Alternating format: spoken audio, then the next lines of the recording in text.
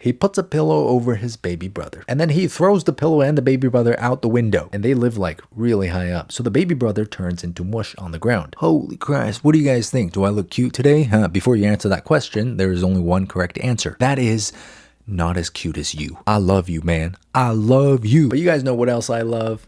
Ruining the lives of your OCs. That is just brings me so much joy. So I was just in our Patreon Discord server recently where you guys submit your characters, and I think I found a couple of OCs that are, you know, a little bit too comfortable. So let's not waste any more time and let me introduce you guys to our victims today. This is Ishii. So her backstory is she is from a world overrun by vampires who have taken power and take blood as a form of payment. They're just like me for real. She is a barber who also runs a secret clinic in the back of her shop where she does blood transfusions and surgery. So she seems like a pretty good person. I assume these surgeries are to help people out. Recently, her barbershop was burnt down by the vampires and her blood supply was stolen. She was dragged out as she tried to save her patients from the fire. Wow, incredible. She also has star tattoos of everyone who she was unable to save, and just wait till you see this. Holy mother of cows, dog. That's a lot of stars. That's a lot of people she lost in that fire. She must have been running a huge operation. This might have been the Walmart of barbershops. Honestly, bro, I would have probably folded and turned into a villain after 3 stars, but better late than never. We're gonna help her out today. And here's our next victim. This is Duskin, and I really love the color scheme on this character. It's very pleasing to my eyes. Duskin is the crown prince of Ijil. More like Ijilt. He is constantly trying his best to live up to his duties and be a worthy successor to his father. That never ends well. However, after failing an important test, he is left doubting his abilities and believing his father is disappointed in him. That never ends well. This pushes him to realize the full extent of his powers over the wind. So he's like an airbender. I like it. I like it a lot. Daddy issues, we can always work with that. And here I've prepared a sketch for our very first victim, Ishii. So of course, as you guys know, she's the victim of a very unjustified crime, a robbery gone wrong, in which she lost a lot of patients. And I'm assuming these are people who she was trying to help out, so that would definitely do a number on her. But believe it or not, she's actually not all bad. She initially decides that she must go after the perpetrators who burnt down her clinic, but the best way to do it is to open another barbershop, except this time in enemy territory. She goes to this upscale vampire neighborhood and opens a lowly, cheap barbershop. Now, somehow this stupid plan works because the vampires in this neighborhood are all so rich and so wealthy and so high class that when she opens this rundown, beat up little barbershop, the rich vampires are all like, oh my god, it's so rustic, it's so authentic. And on top of all that vintage charm, she changes up her costume a little bit to start exposing her neck, because vampires have a neck fetish. And oh my lord, this works wonders. Her barbershop becomes the most popular thing in town, and sure enough, the vampires behind the robbery eventually turn up at her shop one by one, like flies drawn to a trap. And to her surprise, as well as to all of our surprises, they don't even remember who she is, because she was just another insignificant victim, not even an afterthought in their streak of crimes. And this makes her so angry. So, one by one, she torments and dispatches of her enemies, and then she drains them of all their blood, until finally she has avenged all the stars on her back.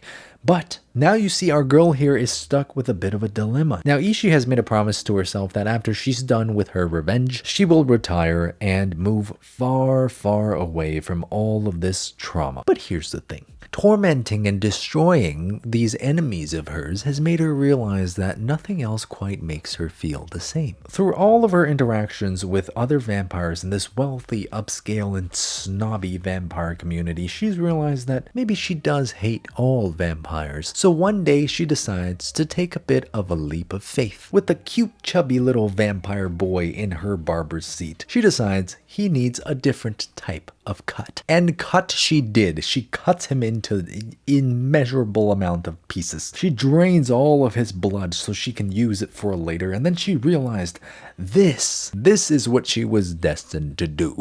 So begins her killing spree. Now it seems as though every other week a vampire goes missing in this neighborhood. Now people start asking questions. What is really going on here? We must have a serial killer on the loose. Now the vampire police are on Ishii's scent immediately. They do not trust her one bit. So they began a very detailed investigation into Ishii, but unfortunately for the vampires, that case was closed real quick. But how, you ask? You know, there must be so much evidence against her, and how could they possibly not catch her doing all this?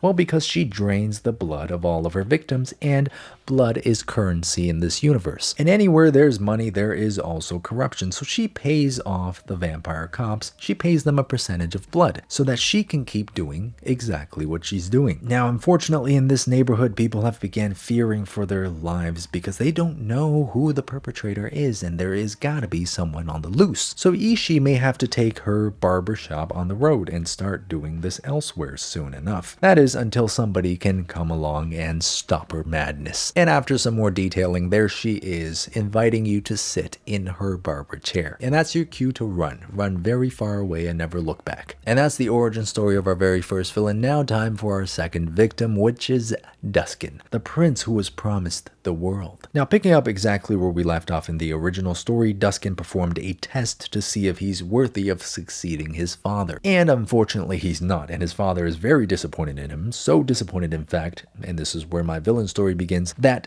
his father starts thinking about having another child. But that's just a thought for now, and Duskin doesn't know this. So Duskin, still having faith in his abilities, he trains so hard, so rigorously, and so consistently that his muscles become humongous. His father sees the immense amount of work that he has put in, and out of the absolute goodness of his heart, he decides to postpone the plans of having another child to see if Duskin could really live up to his full potential. And before we know it, 3 years has passed, and it's time for Duskin to take the test once more. And he is so ready this time. He has prepared his body in so many ways. He is all oiled up, and his magical capabilities are outstanding. He takes the test, and he fails again. Now, Duskin is extremely devastated, and his father is extremely disappointed. So, within 9 months' time, Duskin now has a baby brother. And all the prophets across the land in all of their prophecies now tell of the great power that this baby will wield one day. Having full faith in the prophets, Duskin's father names the baby the rightful heir. Now, this really destroyed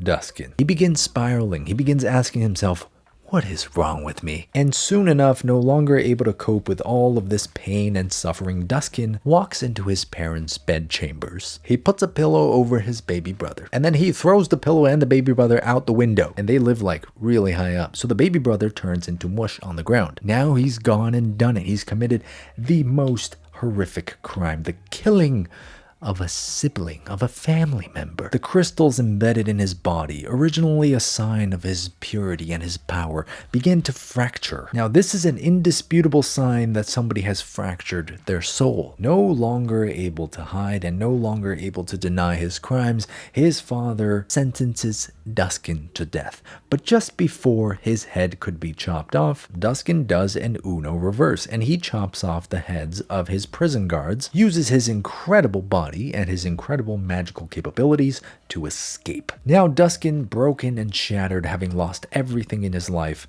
hides away in the woods, plotting, training, waiting for the day that he's powerful enough to take revenge on his father, who took everything from him. And after giving him some more details, there he is, our friend Duskin. Duskin, the prince who can never be king. Anyways, guys, hopefully you guys enjoyed us destroying the lives of these two OCs. Now, you guys can let me know which one was your guys' personal favorite. Was it the barber Ishii, or was it the prince Duskin? Hope you guys enjoyed this absolutely unhinged session of storytelling, and hopefully you'll check out my Patreon for some monthly tutorials and to support all the work that I do here. Subscribe, and I'll see you guys on the next video.